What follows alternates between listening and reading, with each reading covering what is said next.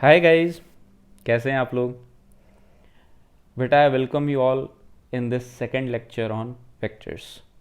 In the first lecture we had studied how to represent vectors. आज के lecture में हम वेक्टर्स के एडिशन को सीखेंगे। तो चलो आज के लेक्चर को स्टार्ट करते हैं। तो जैसा आप स्क्रीन पे देख सकते हो, वेक्टर्स को ऐड करने के जनरली ये तीन तरीके, एक है ज्योमेट्रिकल मेथड, एक है कंपोनेंट मेथड और एक है vector algebra method. Geometrical method में हमारे पास तीन तरीके हैं, एक है ट्रायंगल लॉ, एक है पैरेललोग्राम लॉ और एक है पॉलीगन लॉ।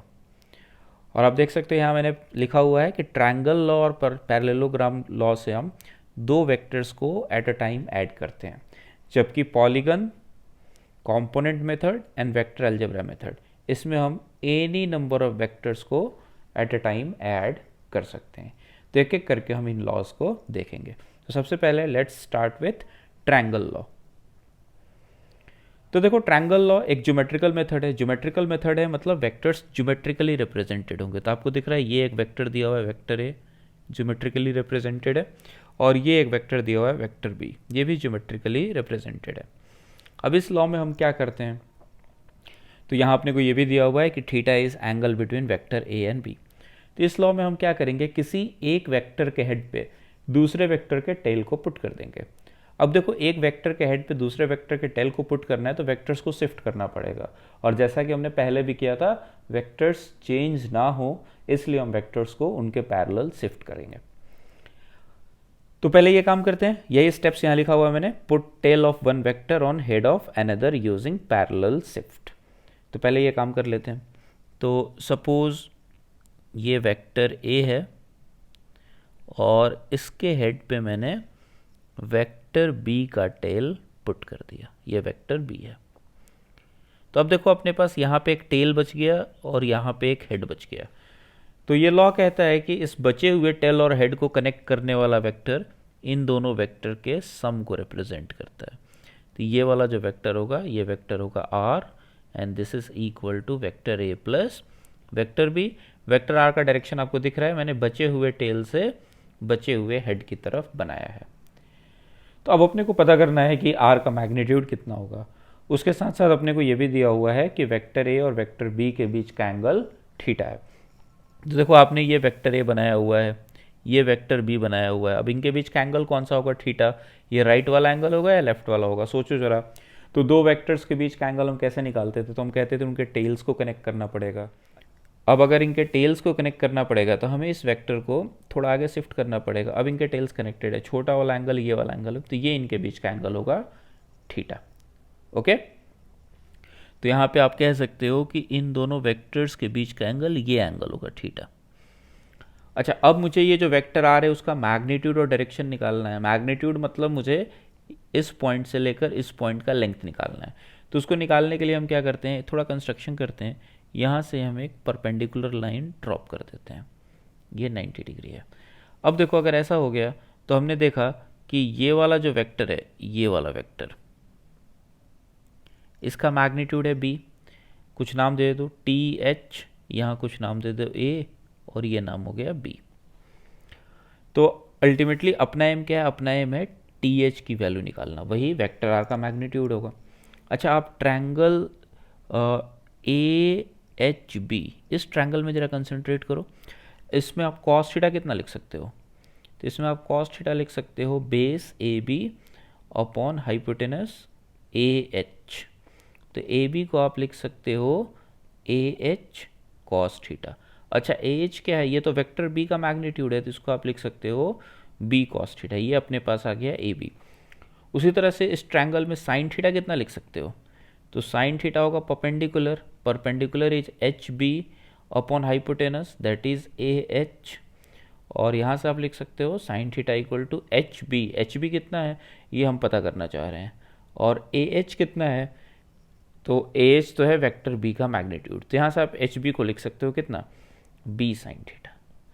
तो देखो, इस ट्रायंगल में हमने ए से बी का डिस्टेंस पता कर लिया, ये डिस्टेंस कितना आया, बी कॉस थीटा, और हमने एच से बी का डिस्टेंस भी पता कर लिया, और ये डिस्टेंस कितना आया, ये डिस्टेंस आ गया बी साइन थीटा। अब ये डिस्टेंसेज हमने क्यों पता किया, ये डिस्टेंसेस इसलिए पता किया क्योंकि हमने टी एच निकालना था। अब देखो, अब हम ट्रायंगल टी एच बी, मतलब बड़े वाले ट्रायंगल को जरा ध्यान देते हैं। टी एच बी ये हो गया, ये टी एच बी, इस वाले ट्रायंगल को ध्यान देते हैं। तो इसमें देखो टी एच हाइपोटेनस है, तो T H square equal to आप कितना लिख सकते हो? आप लिख सकते हो base which is T B square plus perpendicular which is H B square. अच्छा, टी बी को कितना लिख सकते हो? तो टी बी को आप T A plus A B लिख सकते हो, T A plus A B का स्क्वायर प्लस एच बी का स्क्वायर। अच्छा, टी एच मतलब वेक्टर आर का मैग्नीट्यूड, तो इसको आर स्क्वायर लिख सकते हो। टी ए को कितना लिखोगे? टी ए, तो टी ए तो वेक्टर ए का मैग्नीट्यूड है, तो इसको सिंपली ए लिख दिया।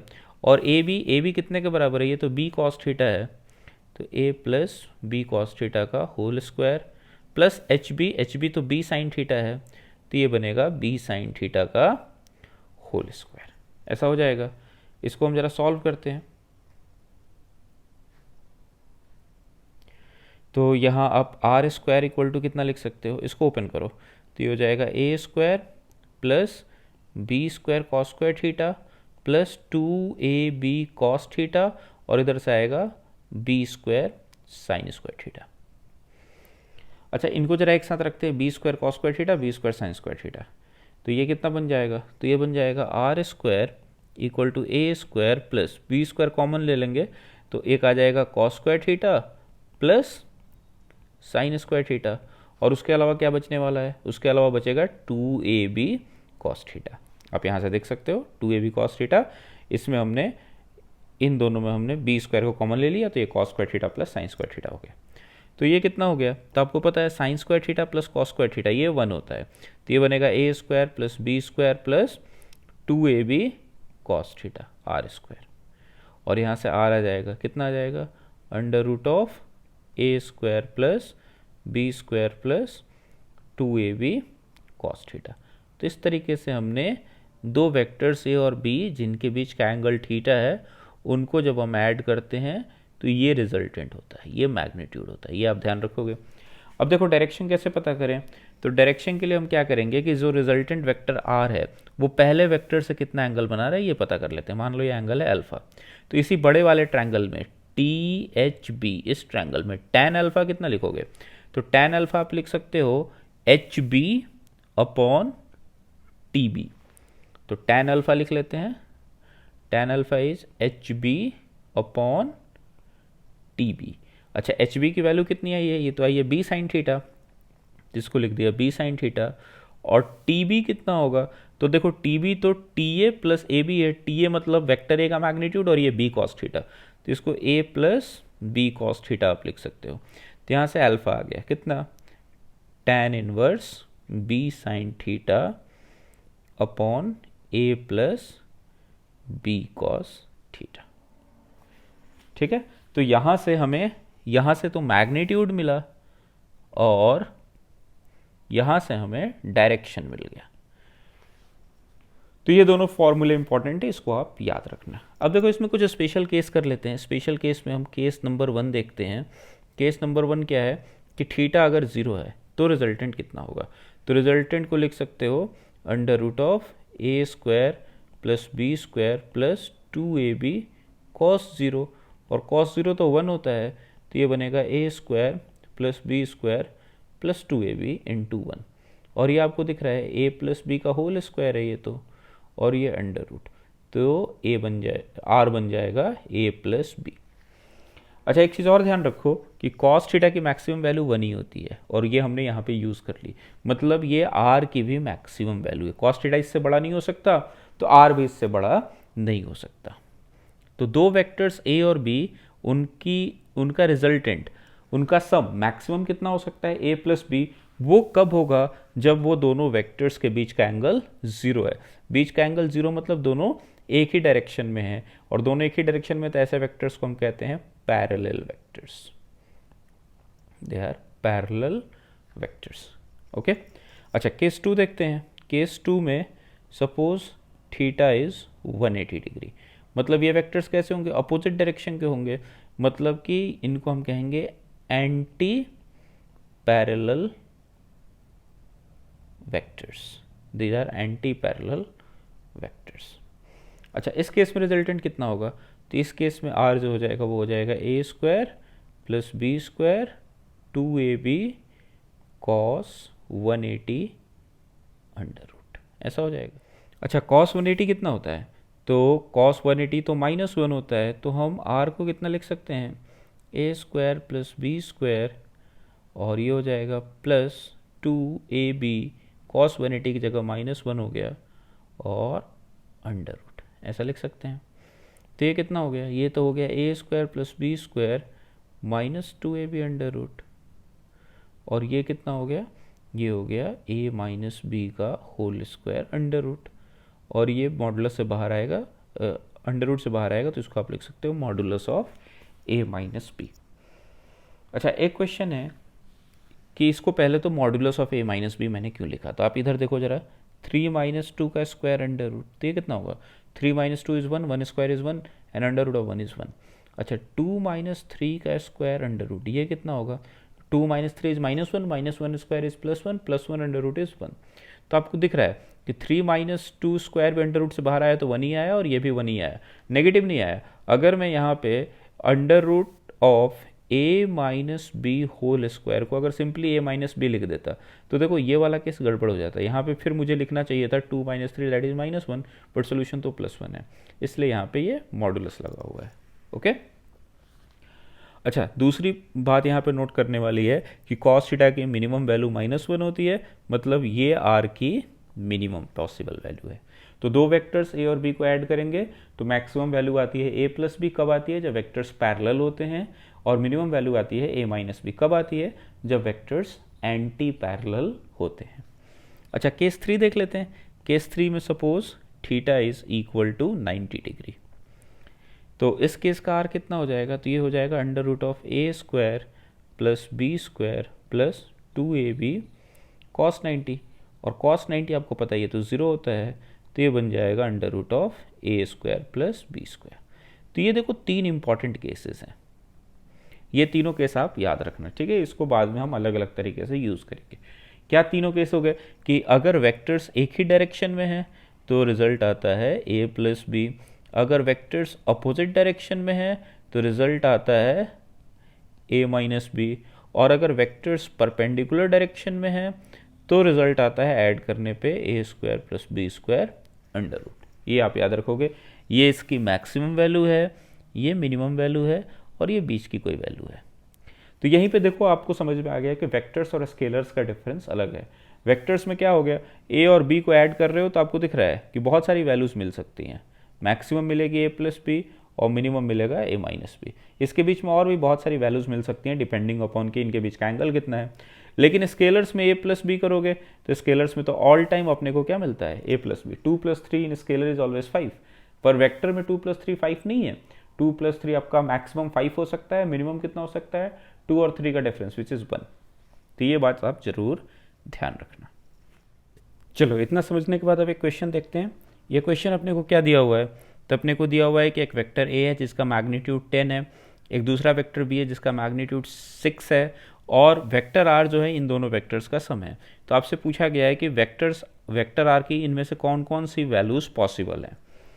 अब अभी थोड़ी देर पहले हमने देखा कि जो r की मैक्सिमम वैल्यू होगी वो कितनी होगी, वो तो होगी a प्लस बी, और a प्लस बी यहाँ पे कितना हो जाएगा 10 + 6 दैट इज 16, और r की जो मिनिमम वैल्यू होगी वो होगी modulus of a minus B, और ये कितना हो जाएगा 10 - 6, और ये हो जाएगा 4। इसका मतलब वेक्टर की वैल्यू 4 से लेकर 16 के बीच में कहीं पे भी वेरी कर सकते हैं डिपेंडिंग अपॉन उनके बीच का एंगल कितना है। तो 16 से बड़ी नहीं हो सकती और 4 से छोटी नहीं हो सकती। अब 16 से बड़ी कौन कौन वैल्यूज़ हैं, 20 ये तो पॉसिबल नहीं है, 15 16 से कम है पॉसिबल है, 10 पॉसिबल है, 5 पॉसिबल है, 3 4 से छोटी हो गई ये भी पॉसिबल नहीं है, 1 पॉसिबल नहीं है। ओके, आप एक बार जरूर ध्यान रखना, जो भी क्वेश्चंस आएंगे वीडियो पॉज करके पहले आपको खुद से करना है, और अटेम्प्ट करने के बाद फिर आपको वीडियो आगे बढ़ा के उसके सोल्यूशन को देखना है। ओके, चलो एक और क्वेश्चन देखते हैं। ये क्या कह रहा है, ये कह रहा है वेक्टर ए का मैग्नीट्यूड वेक्टर बी के बराबर है, और आर वेक्टर जो है वो ए और बी वेक्टर का सम है, और आर स्क्वायर की वैल्यू दी हुई है 3ab, तो आपको ए और बी के बीच का एंगल पता करना है। तो चलो इसमें जो जो चीज़ें दी हुई हैं उससे हम प्रोसीड करते हैं। तो अपने को दिया हुआ है वेक्टर आर जो है वो vector A plus vector B के बराबर है। तो आर स्क्वायर ट्रायंगल लॉ से कितना लिख सकते हैं, a square plus B square plus 2ab cos theta, और यहाँ पर थीटा क्या होगा, it will be angle between a and B.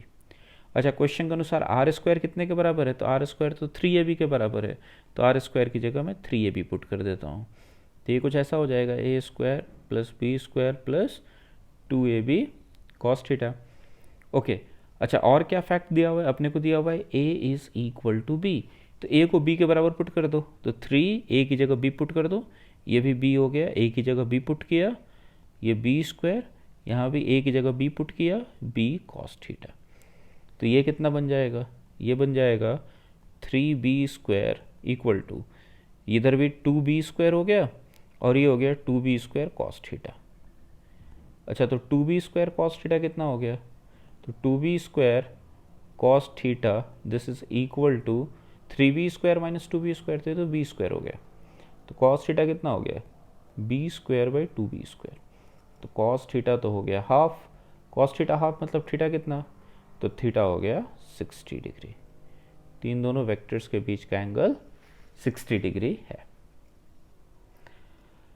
चलो एक और क्वेश्चन देखते हैं, ये क्या कह रहा है, two forces F1 vector and F2 vector are acting on a body, ठीक है, if magnitude of one force is double the others and magnitude of resultant force is equal to the larger force, then what is the angle between two forces। तो अपने को दो forces दिए हुए हैं, F1 इसका कुछ मैग्नीट्यूड है, F2 इसका भी कुछ मैग्नीट्यूड है, और दिया हुआ है कि एक फोर्स का जो मैग्नीट्यूड है वो दूसरे के डबल है। तो F1 अगर x है तो F2 कितने के बराबर है, 2x के बराबर है। और रिजल्टेंट का जो मैग्नीट्यूड है, रिजल्टेंट वेक्टर जो है वो क्या है, वो इन दोनों वेक्टर्स का सम है F1 प्लस F2, और क्वेश्चन के अनुसार R वेक्टर का जो मैग्नीट्यूड है वो कितने के बराबर है, it is equal to the magnitude of larger force, मतलब ये 2x के बराबर है। अब इतनी बातें दी गई हैं तो आपको पता करना है कि एंगल कितना है इन फोर्सेस के बीच का। तो मान लो इन दोनों फोर्सेस के बीच का एंगल है थीटा, तो आप लिख सकते हो जो रिजल्टेंट वेक्टर है वो F1 vector plus F2 vector के बराबर है। अच्छा, ट्रायंगल लॉ के अनुसार आप क्या लिखोगे, मैग्नीट्यूड का formula R square equal to F1 square plus F2 square plus 2F1 F2 cos theta, where theta is angle between F1 and F2। R की वैल्यू कितनी आई थी, तो क्वेश्चन ने कहा हुआ है कि वो बड़े फोर्स के बराबर है, 2x के बराबर है, तो 2x का स्क्वायर इक्वल टू x का स्क्वायर, F2 को हमने 2x बोला तो ये हो गया 2x का square plus 2x into 2x into cos theta, ऐसा लिख सकते हैं। तो ये कितना हो गया, 4x स्क्वायर इक्वल टू ये x स्क्वायर हो गया, ये 4x स्क्वायर हो गया plus 4x square cos theta हो गया। अब देखो ये 4x स्क्वायर तो कैंसिल हो जाएगा, तो यहाँ से आप लिख सकते हो 4x स्क्वायर कॉस स्क्वायर नहीं है तो कॉस थीटा है, 4x square cos theta equal to minus X square, तो कॉस थीटा कितना हो गया, ये हो गया -1/4, ये एक्स स्क्वायर कैंसिल हो जाएगा, और यहाँ से थीटा कितना आएगा, कॉस इनवर्स 1/4, कॉस इनवर्स -1/4 होगा इनफैक्ट। ओके, चलो एक और क्वेश्चन देख लेते हैं। ये क्या कह रहा है, ये कह रहा है sum of magnitudes of two forces acting at a point is 16 newton. तो दो फोर्स हैं, उनके मैग्नीट्यूड्स का सम 16 न्यूटन है, मतलब एक का मैग्नीट्यूड अगर मैं x ले लेता हूँ तो दूसरे का मैग्नीट्यूड मुझे ले लेना चाहिए 16 - x। अब क्या कह रहा है, if the resultant force is 8 Newton. अच्छा, जो रिजल्टेंट फोर्स है, रिजल्टेंट क्या है, तो रिजल्टेंट तो इन दोनों का वेक्टर सम है F1 प्लस F2, और रिजल्टेंट फोर्स का जो मैग्नीट्यूड है वो कितना है, वो दिया हुआ है 8 newton, and its direction is perpendicular to the minimum force. तो सपोज ये मेरा मिनिमम है, ये मैं छोटा मान लेता हूँ, तो रिजल्टेंट क्या है, F1 के परपेंडिकुलर है, तो आपको मैग्नीट्यूड्स ऑफ द फोर्सेस पता करना है, find magnitudes of the forces, मतलब x और 16 - x की वैल्यू पता करनी है। तो देखो इसमें पहले हम ट्रायंगल लॉ के टर्म्स में सोचते हैं। सपोज ये वेक्टर हो गया F1 और इसके हेड पे हम F2 वेक्टर का टेल पुट करेंगे और इस तरीके से पुट करेंगे कि हमें पता है जो रिजल्टेंट है वो F1 के परपेंडिकुलर हो जाएगा। अब थोड़ा यहाँ पे आप इमेजिन करो कि अगर F2 ऐसा होता तो रिजल्टेंट कैसा होता, तो रिजल्टेंट तो ऐसा हो जाता। तो ये रिजल्टेंट परपेंडिकुलर होता कि F1 के, नहीं होता। ये एंगल तो अपने को चाहिए कितना, ये एंगल चाहिए 90 डिग्री, मतलब F2 ऐसा नहीं हो सकता। कुछ ऐसा हो सकता है क्या कि F1 ऐसा हो और F2 कुछ ऐसा हो, ये F2 हो जाए, ये F1 हो जाए, और रिजल्टेंट कुछ ऐसा हो जाए, F2 यहीं तक है, ये आपका रिजल्टेंट हो जाए R। अब आपको दिख रहा है रिजल्टेंट F1 के परपेंडिकुलर हो जाएगा। बिल्कुल, ये तो पॉसिबल है। तो ऐसा ही कुछ डायग्राम बनाते हैं। तो ये वेक्टर हो गया F1, और पहले मैं ये रिजल्टेंट बना देता हूँ ताकि डायग्राम अच्छा बने। ये हो गया रिजल्टेंट, ये हो गया F1, और नेचुरली F2 कुछ वेक्टर ऐसा होगा, F1 के हेड पे F2 का टेल होगा, ये वेक्टर F2 होगा। क्वेश्चन के अनुसार इसका मैग्नीट्यूड हमने लिया x, इसका मैग्नीट्यूड लिया है 16 माइनस एक्स, और r का मैग्नीट्यूड कितना दिया हुआ है, 8 दिया हुआ था क्वेश्चन में। बिल्कुल। अब यहाँ पे देखो, ये तो एक राइट एंगल ट्रायंगल है, तो इसमें हम पाइथागोरस थ्योरम यूज़ कर सकते हैं। उसके अनुसार क्या होगा, 8 square plus X square equal to 16 minus X का होल स्क्वायर। इसको सॉल्व कर लेते हैं। तो ये 8 square equal to 16 minus X का square minus X square, A square minus B square, A plus B लिखोगे, ए प्लस बी करोगे तो 16 बच जाएगा, ए माइनस बी करो तो 16 माइनस 2x हो जाएगा, और ये 8 इंटू 8 हो जाएगा।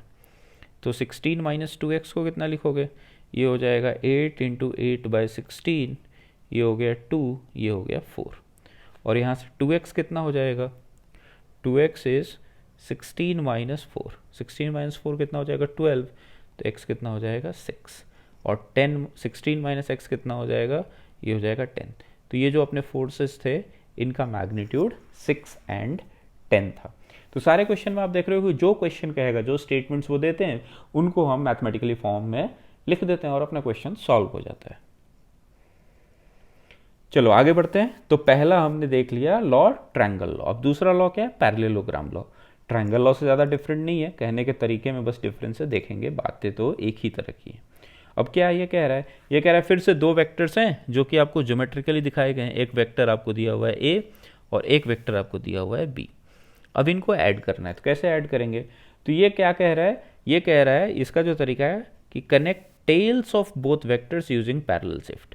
ट्रायंगल लॉ में क्या करते थे, एक के हेड पे दूसरे का टेल पुट करते थे, और यहाँ पे क्या करना है, दोनों के टेल्स को कनेक्ट करना है। तो ये वाला पॉइंट और ये वाला पॉइंट कनेक्ट करना है, फिर से इनको शिफ्ट करेंगे, और शिफ्ट करेंगे तो कुछ ऐसा सिचुएशन आ जाएगा कि ये वेक्टर ए हो जाएगा और ये वेक्टर बी हो जाएगा, और इनके बीच का एंगल यही होगा, थीटा। उसके बाद क्या करना है, कंप्लीट पैरेललोग्राम। अब पैरेललोग्राम कंप्लीट करना है तो अपने को कुछ इस तरीके से पैरेललोग्राम कंप्लीट कर देना चाहिए। कंप्लीट हो गया पैरेललोग्राम। अब अगला स्टेप क्या है, diagonal through common tail represents resultant, मतलब सम। तो कॉमन टेल तो यही है, इसके थ्रू जो पैरेललोग्राम का डायगोनल है, ये वाला डायगोनल है, ये जो डायगोनल होगा ये इन दोनों का सम होगा, a प्लस बी। ऐसा ये लॉ कह रहा है। अच्छा देखो, मैं कह रहा था कि ये ट्रायंगल लॉ से ज़्यादा डिफरेंट नहीं है। कैसे डिफरेंट नहीं है, तो आप सोचो कि ये वाला वेक्टर अगर बी वेक्टर है तो ये वाला वेक्टर क्या होगा, तो पैरेललोग्राम के जो अपोजिट साइड्स होते हैं वो पैरेलल एंड इक्वल होते हैं। मतलब ये वेक्टर बी है तो ये भी वेक्टर बी होगा। अब अगर ये भी वेक्टर बी है तो अगर आप इतने रीजन को ध्यान दोगे, इसमें आपने क्या किया, वेक्टर ए के हेड पे आपने क्या किया, वेक्टर बी का टेल पुट कर दिया। यहाँ पे देखो एक हेड बच गया था और यहाँ पे ए का टेल बच गया था। इस टेल और हेड को कनेक्ट करने वाला वेक्टर रिजल्टेंट है। तो आपको दिख रहा है कि अगर आप हाफ पार्ट को देखोगे तो this is nothing but triangle law. चलो इसी को यहाँ दिखा देता हूँ। ये वेक्टर हो गया ए, ये वेक्टर हो गया बी, सॉरी ये तो ट्रायंगल लॉ बना दिया मैंने, इसको हटाते हैं। अभी हमें पैरेललोग्राम लॉ करना है। तो बी वेक्टर जो होगा, बी वेक्टर कुछ ऐसा आएगा। ये हो गया बी, पैरेललोग्राम को कंप्लीट करेंगे और ये हो जाएगा रिजल्टेंट, ये हो जाएगा वेक्टर आर। और फिर से आप लिख सकते हो क्या, जो फॉर्मूला आया था कि आर का जो मैग्नीट्यूड होगा वो होगा a square plus B square plus 2ab cos theta ऐसा, और जो रिजल्टेंट वेक्टर फर्स्ट वेक्टर के साथ एंगल बनाता है, इसको अल्फा बोला था हमने ट्रायंगल लॉ में, और tan अल्फा की वैल्यू कितनी आई थी, ये आई थी, आपको ध्यान होगा, b sine theta upon a plus b cos theta, ऐसा हो जाएगा। थीटा कौन सा एंगल है, ये पूरा एंगल, ये पूरा एंगल हमने बोला हुआ है थीटा। चलो यहाँ भी एक स्पेशल केस देख लेते हैं। यहाँ पे स्पेशल केस क्या देखेंगे कि अगर ये a और b ये दोनों बराबर हो गए, वेक्टर a और वेक्टर b का अगर मैग्नीट्यूड बराबर हो गया, तो हम देखते हैं जरा अल्फा और थीटा का क्या रिलेशन होगा, ये जरा हम चेक करना चाहते हैं।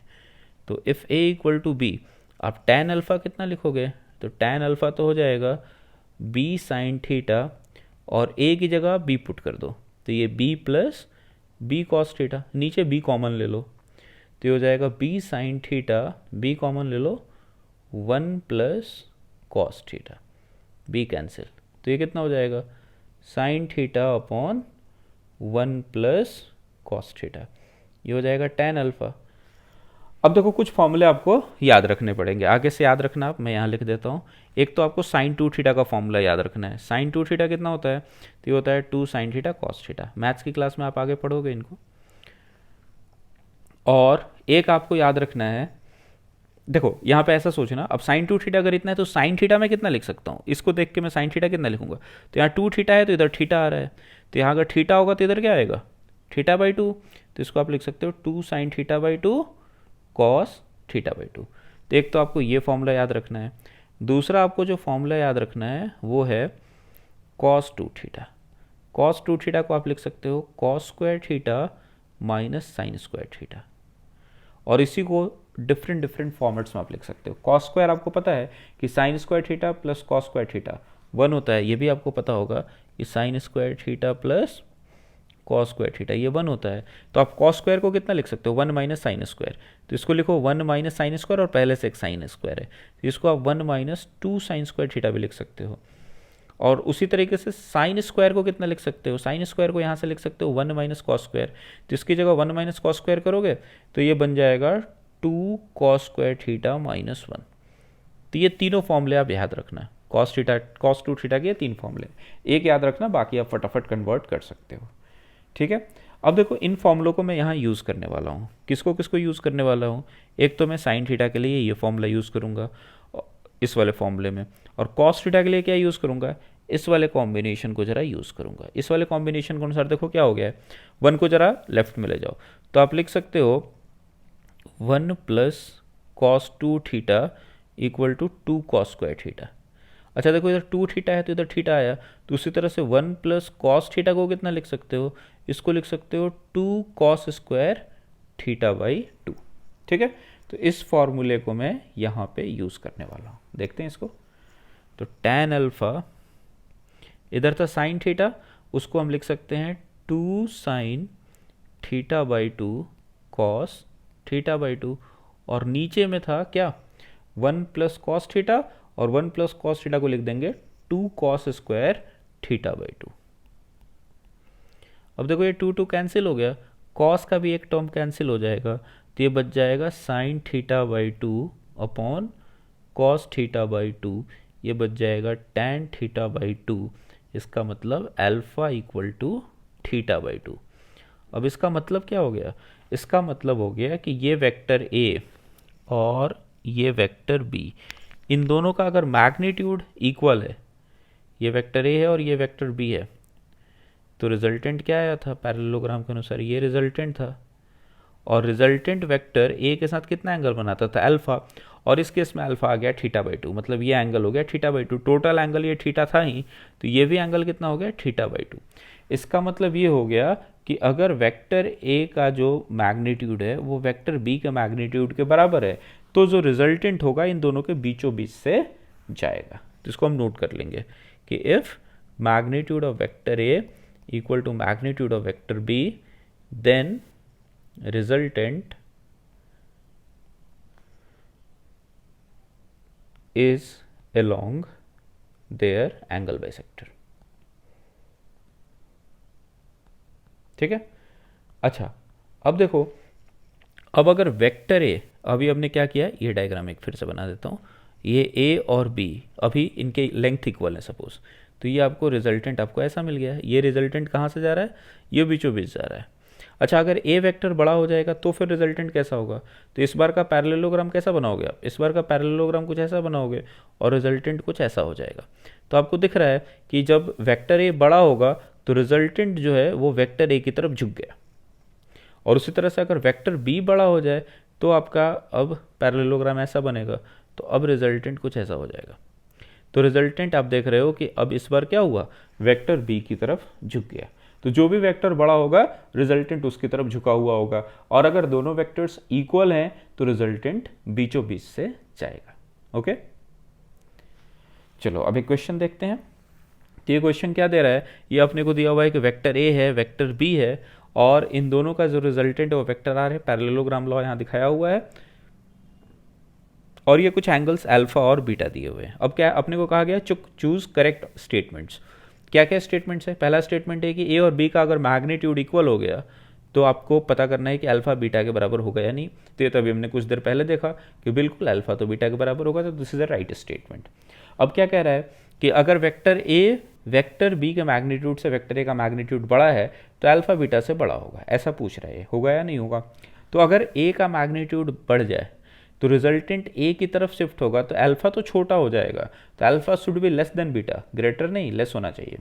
और अगला क्या कह रहा है कि बी जब बड़ा हो जाए ए से तो रिजल्टेंट अपना हमको पता है कि बी की तरफ झुकेगा। रिजल्टेंट अगर बी की तरफ झुकेगा तो ये एंगल बीटा छोटा हो जाएगा, तो beta should be less than alpha, यही लिखा हुआ है, beta should be less than alpha, तो ये स्टेटमेंट भी सही है। चलो अब नेक्स्ट हम देखेंगे पॉलीगन लॉ।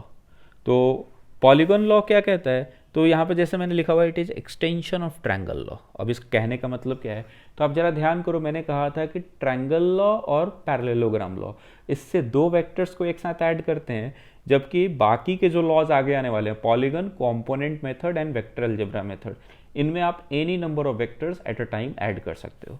तो पॉलीगन में जैसे सपोज दो से ज़्यादा वेक्टर्स हैं हमें, जैसे ये वेक्टर ए हो गया, ये वेक्टर बी हो गया, ये वेक्टर सी हो गया, ये वेक्टर डी हो गया, इन चारों वेक्टर्स को ऐड करना है। तो अब पॉलीगन लॉ में कैसे ऐड करेंगे, तो it is extension of triangle law. तो ट्रायंगल लॉ में क्या करते थे, एक के हेड पे दूसरे का टेल, तो हम कहीं से भी स्टार्ट कर लेंगे। जैसे मैंने सपोज वेक्टर ए ले लिया, ये वेक्टर आ गया, अब मैं इसके हेड पे वेक्टर बी का टेल डालूंगा पैरेलल शिफ्ट करते हुए, तो ये आ गया वेक्टर बी। फिर क्या करूंगा, वेक्टर बी के हेड पे वेक्टर सी का टेल पुट कर दूंगा, और ये प्रोसेस रिपीट करूंगा जब तक कि सारे वेक्टर्स कवर ना हो जाए। फिर क्या करूंगा, सी वेक्टर के हेड पे डी वेक्टर का टेल पुट कर दूंगा, इस तरीके से। ओके, तो अब देखो, अब अपने पास एक यहाँ पे टेल बच गया और यहाँ पे हेड बच गया। बचे हुए टेल और हेड को कनेक्ट करने वाला वेक्टर, डायरेक्शन किधर से किधर, बचे हुए टेल से बचे हुए हेड की तरफ। ये जो वेक्टर होगा आर, यही वेक्टर इन सब का सम होगा, a plus b plus c plus d. Okay, तो this is extension of triangle law. अब इसमें हम कोई फिक्स्ड फार्मूला तो डिराइव कर नहीं सकते हैं, अलग अलग केसेस में हम ज्योमेट्री यूज करके अपने सॉल्यूशंस को फाइंड आउट करेंगे। तो चलो देखते हैं। तो अपने को एक क्वेश्चन दिया हुआ है कि find the sum of given 4 vectors. 4 vectors क्या हैं, तो पॉजिटिव एक्स में 100 यूनिट का वेक्टर है, पॉजिटिव वाई में 50 यूनिट का वेक्टर है, नेगेटिव एक्स में 30 यूनिट का वेक्टर है, और नेगेटिव वाई में 20 यूनिट का वेक्टर है। तो अपने को सम बताना इन चारों वेक्टर्स का। तो एक के हेड पे दूसरे का टेल, ये फिर से प्रोसेस रिपीट करते हैं। तो ये सपोज अपना 100 वाला वेक्टर हो गया एक्स एक्सिस में। अब इस पे हम क्या करते हैं, ये 50 वाले वेक्टर का टेल पुट कर देते हैं, तो ये वेक्टर हो गया 50 वाला। फिर क्या करेंगे, इस 50 पे 30 वाले का टेल पुट कर देते हैं, तो ये वेक्टर हो गया 30 का। और इस पे इसके हेड पे क्या करते हैं, 20 के टेल को पुट करते हैं, तो ये वेक्टर हो गया 20 का, इस तरीके से। अब यहाँ पे टेल बच गया, यहाँ पे हेड बच गया, तो ये वाला जो वेक्टर होगा यही तो अपना रिजल्टेंट वेक्टर होगा, आर वेक्टर यही होगा। अब इसी के लेंथ को हमें फाइंड आउट करना है, वो मैग्नीट्यूड होगा इसका। अब वो लेंथ हम कैसे फाइंड आउट करें, तो देखो यहाँ से लेकर यहाँ तक का ये डिस्टेंस कितना बोल सकते हो, तो ये डिस्टेंस बोल सकते हो आप 50 माइनस 20 दैट इज 30। अच्छा, ये वाला डिस्टेंस कितना बोल सकते हो, तो ये बोल सकते हो 100 माइनस 30 70। ये 30 हो गया या 70 हो गया, तो ये तो इस ट्रायंगल में देखो, छोटे वाले ट्रायंगल में पाइथागोरस थ्योरम लगा दो, तो आर स्क्वायर आप लिख सकते हो कितना, 30 square plus 70 square under root, तो ये हो जाएगा, सॉरी ये आर होगा, आर स्क्वायर नहीं होगा, तो ये हो जाएगा 900 और ये हो जाएगा 4900 अंडर रूट, 9 और 49 कितना हो जाएगा 58, 5800 अंडर रूट, ये हो गया रिजल्टेंट। अगर आपको डायरेक्शन बताना है तो आप कुछ एंगल अल्फा बता दो, पहले वेक्टर से कितना एंगल बना रहा है, तो आप इस ट्रायंगल में tan अल्फा लिख सकते हो, tan अल्फा कितना लिखोगे तो 30/70 लिख दोगे, तो alpha is tan inverse 3/7। This is angle made by R with कौन सा vector, first vector, first vector मतलब 100 यूनिट वेक्टर। तो इस तरीके से हमने मैग्नीट्यूड भी बता दिया और डायरेक्शन भी बता दिया। चलो अगला क्वेश्चन देखते हैं। कह रहा है कि is it possible to get zero resultant by adding vectors of magnitude 2, 4 and 7। तो अपने पास कोई भी 3 वेक्टर्स हैं, डायरेक्शन नहीं दिया हुआ, कोई भी डायरेक्शन ले सकते हो, बट क्या अपने को दिया हुआ है, एक 2 यूनिट का वेक्टर है, एक 4 यूनिट का वेक्टर है और एक 7 यूनिट का वेक्टर है। तो इन तीनों को ऐड करके रिजल्टेंट जीरो आ सकता है या नहीं। तो देखो 3 वेक्टर्स का रिजल्टेंट जीरो कब आएगा, तो ये मान लो फर्स्ट वेक्टर है, ये सपोज कुछ सेकंड वेक्टर हो गया, इस पहले के हेड पे मैंने दूसरे का टेल पुट किया और दूसरे के हेड पे मैं तीसरे का टेल पुट करूंगा। अब देखो तीसरा वेक्टर यहाँ से स्टार्ट होना चाहिए और ख़त्म कहाँ पे होना चाहिए, तो ख़त्म बिल्कुल यहीं पे होना चाहिए, क्योंकि यहाँ पे अगर ख़त्म नहीं होगा, यहाँ हो गया, तो रिजल्टेंट तो ये बन जाएगा। ये बातें क्लियर हैं क्या, अभी हमने देखा पॉलीगन लॉ में।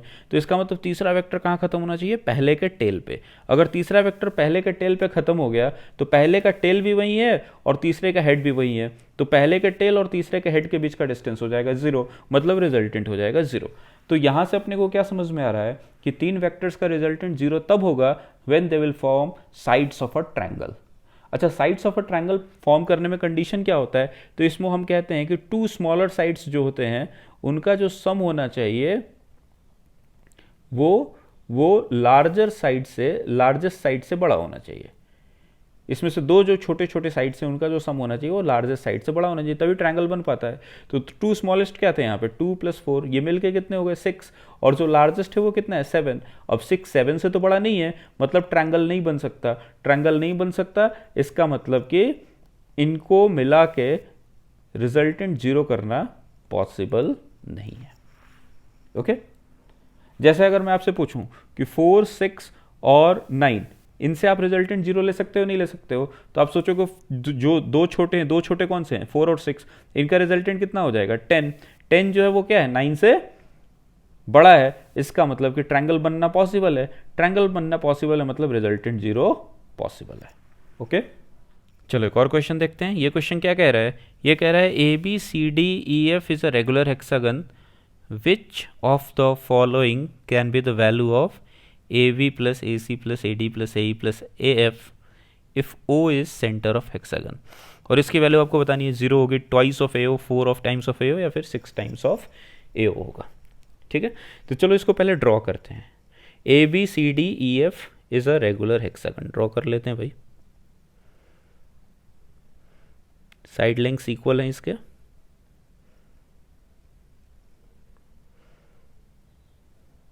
सपोज ये A हो गया, B हो गया, C D E F, this is a regular hexagon. O जो है इनका सेंटर है, O कुछ सेंटर हो गया। ओके, और अपने को पता करना है AB vector plus AC vector plus AD vector plus AE vector plus AF vector. चलो इनको लिखते हैं जरा। AB वेक्टर तो यही हो गया, तो AB वेक्टर को मैं अभी तो AB वेक्टर ही लिख देता हूँ। ओके, इसमें ऐड करना है AC वेक्टर। AC वेक्टर को कितना लिखूँ, AC वेक्टर तो ये वाला वेक्टर है, देखो ये वाला वेक्टर है, तो ट्रायंगल लॉ के अनुसार AB + BC लिख सकते हो, इसको मैं AB + BC लिख देता हूँ। ओके, उसके बाद मुझे लिखना है AD वेक्टर। तो AD वेक्टर तो आपको दिख रहा है यही वाला वेक्टर है, तो AD वेक्टर, और इसको आप कितना लिख सकते हो, ट्वाइस ऑफ AO लिख सकते हो क्या, बिल्कुल लिख सकते हो। ठीक है, O मिड पॉइंट था। फिर है AE वेक्टर। AE वेक्टर कौन सा वेक्टर होगा, AE वेक्टर तो ये वाला वेक्टर होगा, AE वेक्टर। तो इसको कितना लिख सकते हो, इसको लिख सकते हो आप ए डी वैक्टर, ये वाला vector, plus D E vector, A D vector plus D E vector. अच्छा, ए डी वैक्टर को कितना लिखोगे, फिर से ट्वाइस ऑफ ए ओ लिख दोगे, प्लस डी ई वैक्टर। और ए एफ वैक्टर को कितना लिखोगे, ए एफ वैक्टर, ये वाला वेक्टर है ए एफ, तो इसको आप लिख सकते हो ए ई वैक्टर और e f vector, a e vector plus e f vector. अब इन सारे वेक्टर्स को ऐड करना था, तो लेफ्ट में तो वही है जो अपने को फाइंड आउट करना है, राइट क्या बनेगा देखो ज़रा। तो आप देख सकते हो ए बी और डी वैक्टर ये इक्वल अपोजिट है, तो A B plus D E ये मिलके 0 होंगे। तो यहाँ पे अपने को डी दिख रहा है, यहाँ पे ए बी दिख रहा है, इनको हटा दिया। उसी तरीके से देखो बी सी वैक्टर और ई एफ वैक्टर ये भी इक्वल अपोजिट हैं, ये जो साइड्स हैं इक्वल अपोजिट हैं, तो इन दोनों का सम भी 0 होगा। तो मैं बी सी और ई एफ इनको भी हटा देता हूँ। तो अल्टीमेटली हमारे पास क्या बचा, यहाँ से देखो 2AO बचा, यहाँ से 2AO, ये मिलके हो जाएगा 4AO वैक्टर, प्लस और क्या बचा, यहाँ से AB वैक्टर बचा और यहाँ से AE वैक्टर बचा। अब इनको जरा देखते हैं ये कितना बनेगा, AE वैक्टर और देखो BD वैक्टर इक्वल लिख सकते हो क्या, AB वैक्टर और AD वैक्टर इक्वल है, लेंथ इक्वल है, डायरेक्शन भी सेम है। तो आप ऐसा लिख सकते हो इसको 4AO vector plus AB vector plus AE vector की जगह मैं लिख देता हूँ BD वैक्टर। ओके, अब देखो ये AB हो गया, ये BD हो गया, ये तो मिलके AD हो जाएगा। तो this is 4AO plus AD vector, और AD वैक्टर कितना होगा, AD वैक्टर को तो ट्वाइस AO लिख ही सकते हो, तो ये हो गया 6AO। ठीक है, तो अपना आंसर है 6AO, फोर्थ ऑप्शन राइट है। तो बेटा आज की क्लास हम यहीं पे रखते हैं। आज के क्लास में हमने वेक्टर्स को ज्योमेट्रिकल मेथड जो थे उसमें 3 तरीके थे, triangle law, parallelogram law and polygon law, वो तरीके देख लिए। नेक्स्ट क्लास में हम जो बचे हुए तरीके हैं component methods and vector algebra method उसको डिस्कस करेंगे। Till then bye bye, take care, be safe and be happy. Thank you.